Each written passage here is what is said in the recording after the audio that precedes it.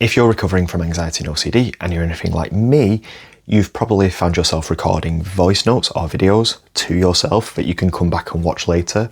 Maybe you've written down helpful reminders, or maybe you've read something in a book and you've earmarked it for later, or you found a helpful podcast that you thought, right, I'm going to come back to that the next time I'm struggling.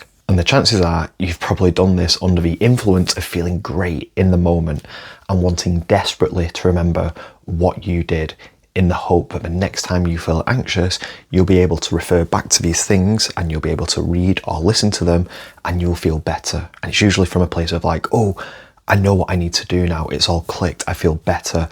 I must remember this for next time. Now, I understand why we do this. Of course, if we start to feel better and we're coming out of a period of feeling anxious and maybe we have found something useful in that moment, it makes sense that we will desperately want to remember it the next time we feel anxious so that we can feel better.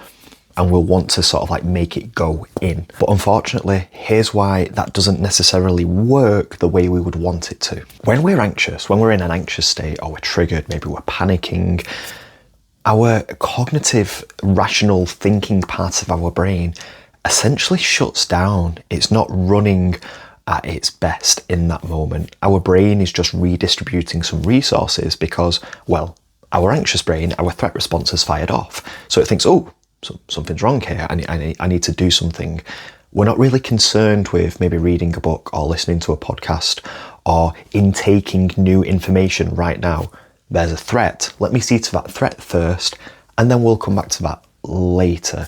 That's why if you ever find when you're anxious and you're trying desperately to connect back with the thing that really helps you in the moment, that's why it doesn't feel like it goes in. It's because in that moment, our brain is simply prioritizing our safety over rational thinking. That's why it doesn't go in, essentially, because the anxious brain isn't listening. Now, it is important to make sure that you have the appropriate psychoeducation and that you are following the right path on your recovery. And it's perfectly fine to have helpful reminders along the way because it's confusing and it's difficult and sometimes we need a bit of a course correction.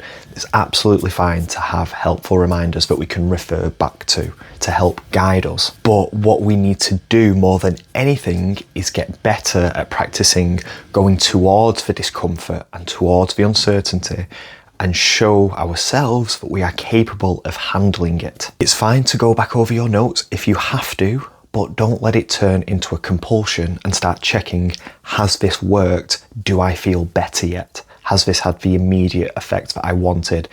Did what happened last time happen now? This is when we can start fueling the fire and these notes that we had actually have the opposite of the effect that we wanted them to. If this sounds like you and maybe you are frustrated at the moment because you thought you had something that, I really connected with that last time and now it doesn't serve me anymore. I feel like I've lost my way a little bit.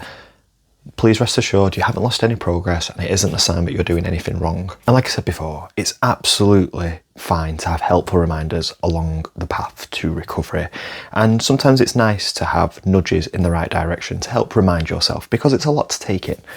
But just work on identifying, has this become a bit of a compulsion for me? Am I turning to this information right now as a means to try and get rid of or alleviate my distress in the moment?